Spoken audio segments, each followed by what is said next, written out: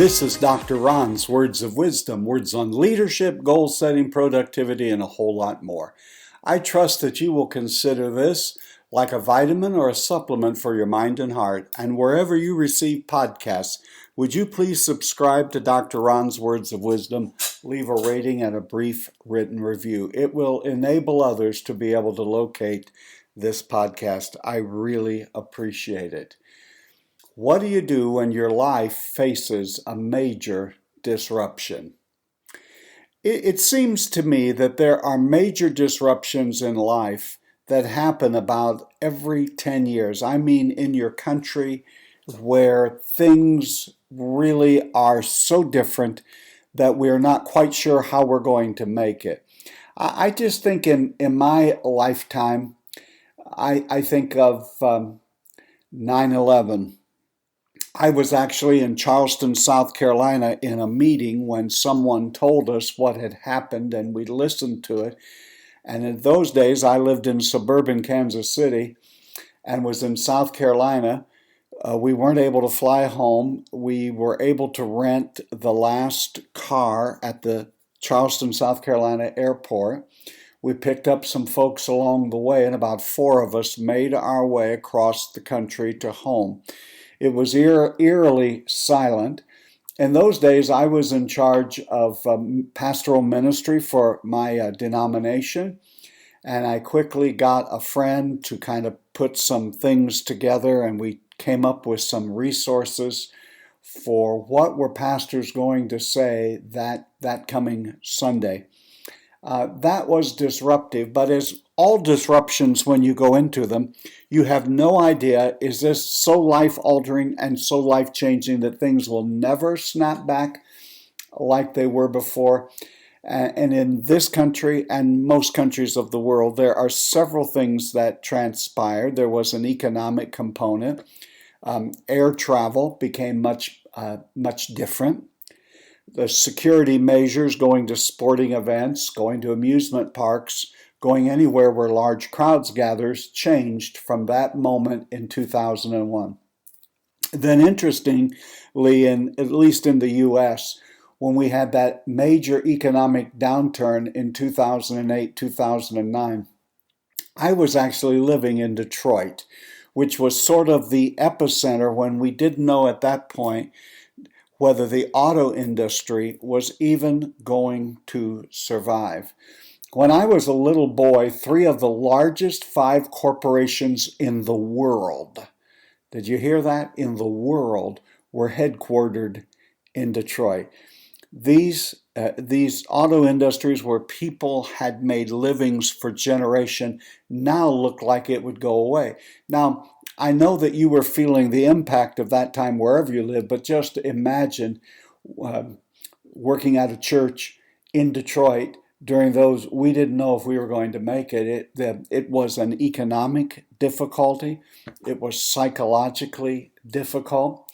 And it's taken 10, 12 years to get back to where we were. It shapes your leadership. I had to look out at people every week who didn't know if they would have a job, people who had great jobs who right now couldn't get a job selling hot dogs or working at a car wash. And what do you say? And how do you help people through all of that? Well, then fast forward to where we are today, roughly 12 years later, and COVID-19, which has changed everything. Now, there are always people who think everything will go back just as it was before this happened. There are others who will have a doomsday scenario. The truth is usually somewhere in between those two assessments. But make no mistake, something is going to change. Not everything is going to, especially immediately, and more than likely in the long term, not snap back like it was before. We will become much more cautious about gathering together in large crowds, especially those who may be a little, like myself, on the older side of the equation.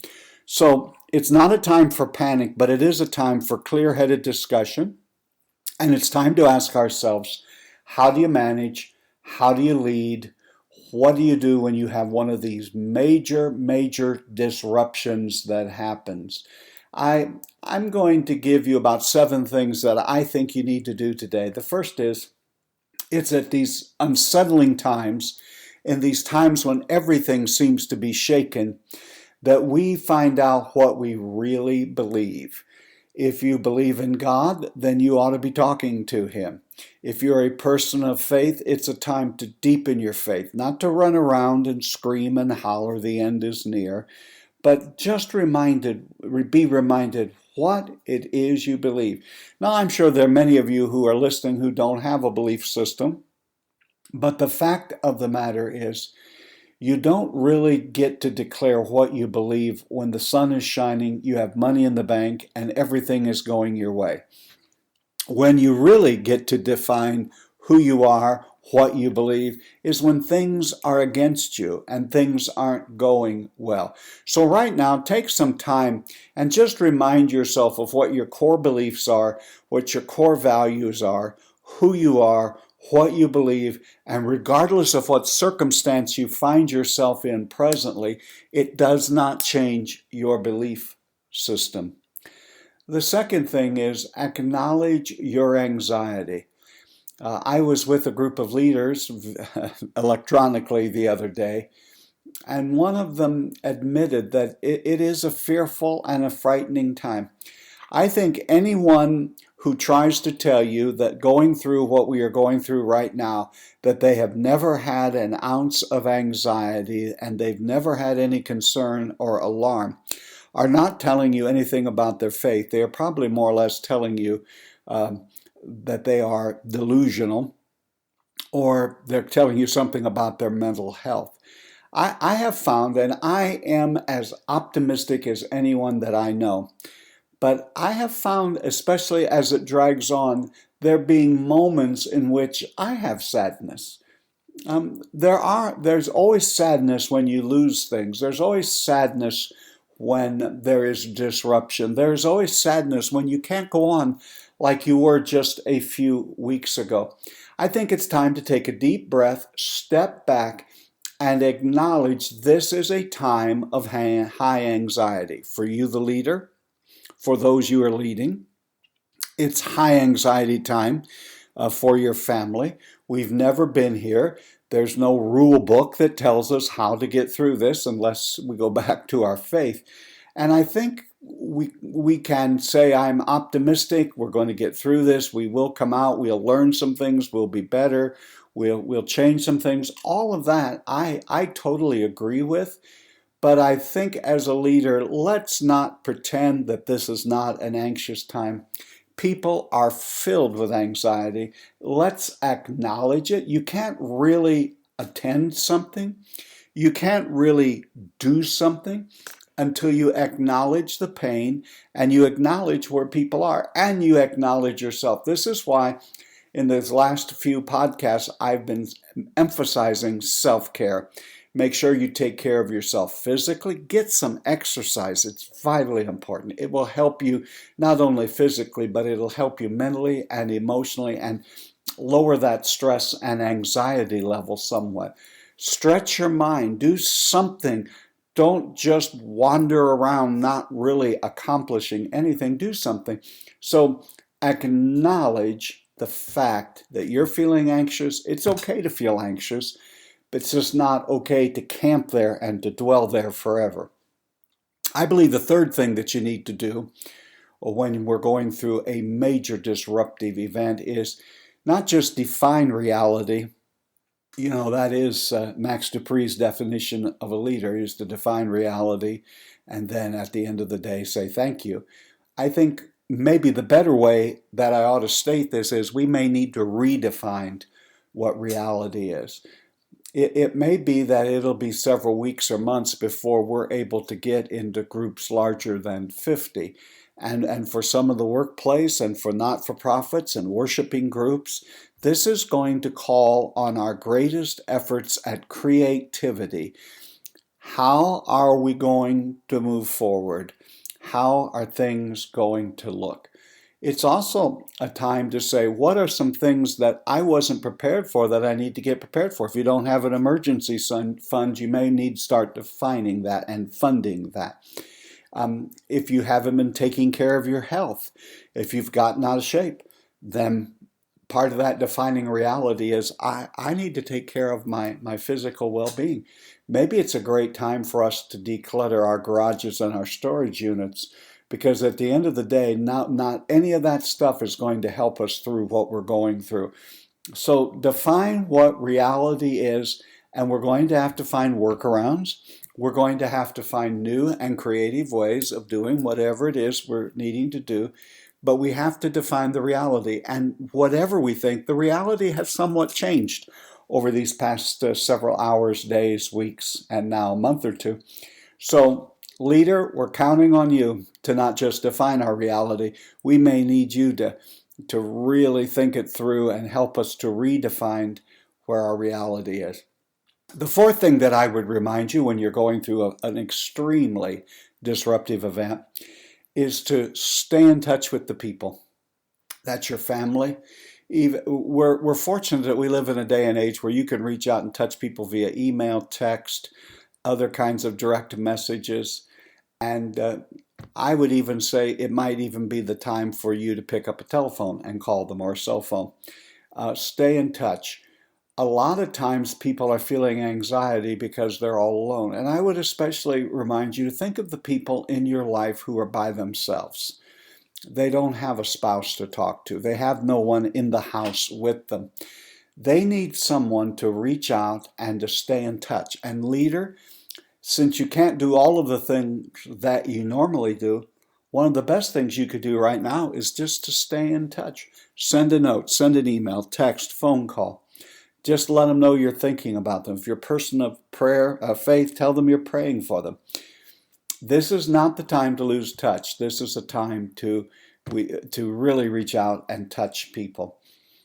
I would say that the fifth area is to communicate. I say this on nearly every broadcast, but you can't over-communicate, and you certainly can't over-communicate when you're going through something like this. So find a way that you can just say, this is what we're going to do. Here's our program.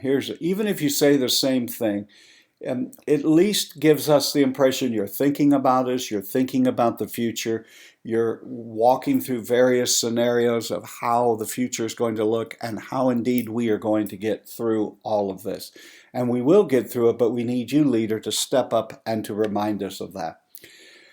I think I would finally say it's imperative, leader, that when our people and ourselves are going through a major disruptive event, we've already said we have to define reality, we have to acknowledge anxiety, we have to understand that many people are sad, but let's focus on the hopeful. Let's focus on the hopeful that we will somehow get through this. Now, we may have to leave some things behind. We may have to let go of some things. And there are indeed areas that may in fact change. We don't know all of that yet, but it shall unfold. But focus on the hopeful. The history of humanity from the Bible days to today is that there have been these major disruptive events, but the people have always gotten through them. This too shall pass. We'll come out of this. We'll have learned some lessons. There'll be sadness and joy. There'll be wonderful, wonderful opportunities that we need to focus on, as well as focusing on those things that have changed. But if there's one person that we look to for hope, it is always our leader. We look to our leaders to offer us hope. Do that, leader. You've been listening to Dr. Ron's Words of Wisdom, words on leadership, goal setting, productivity, and a whole lot more. I trust today that perhaps this was like a vitamin or a supplement for your mind and heart. And please, wherever you receive podcasts from, would you please subscribe to Dr. Ron's Words of Wisdom?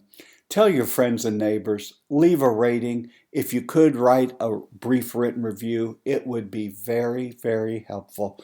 And even in times of major disruption, my leadership friend, you are doing better than you think you are. You really are. Hang in there.